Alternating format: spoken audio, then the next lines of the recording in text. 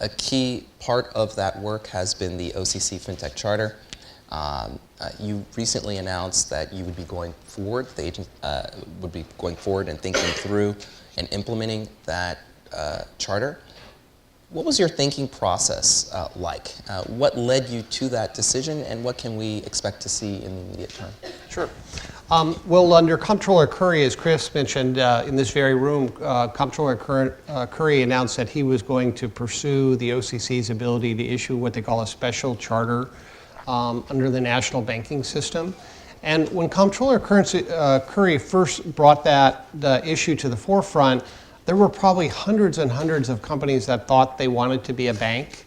And as those particular companies came into the OCC and learned what it took to be a bank, they realized it's incredibly complicated to be a financial institution. You know, bankers talk with their regulators about things like capital and liquidity and risk management and policies and procedures and infrastructure.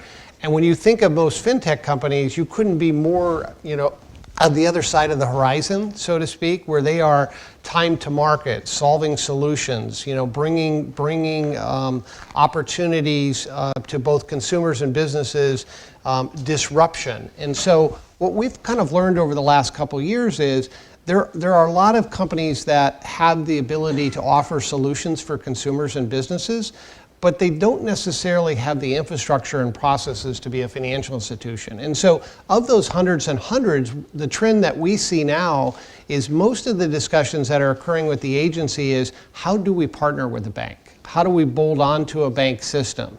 What kind of requirements would a bank want from us as a vendor to be able to provide assistance? And when you think about the fintechs, they kind of fall into three buckets as we observe them. One, they show how to underwrite credit, whether it's consumer or small businesses, in a faster, more efficient manner. Second of all, they generally introduce ways for banks to interact with their customers, meaning how they have dialogue through mobile devices with their customers. And then the third is how to attract new customers. In other words, how can they effectively and efficiently show a bank that they can reach more new potential customers?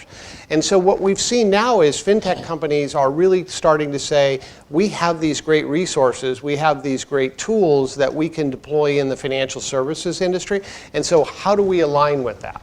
Now, that's a big population. We still have a significant population of entities that are saying, we want to be a bank. We see the advantages of the interstate banking, where we can deliver products and services into Dallas and Miami and New York and Chicago and San Francisco and Los Angeles, and we need a common platform with rules and regulations to be able to do that. And so we have a number of institutions that are now progressing through the process of going through the documentation and submitting and having application discussions about actually filing for a charter to be a bank. And it is our expectation either later this year or the first part of next year, we will see our first application to be a national banking charter.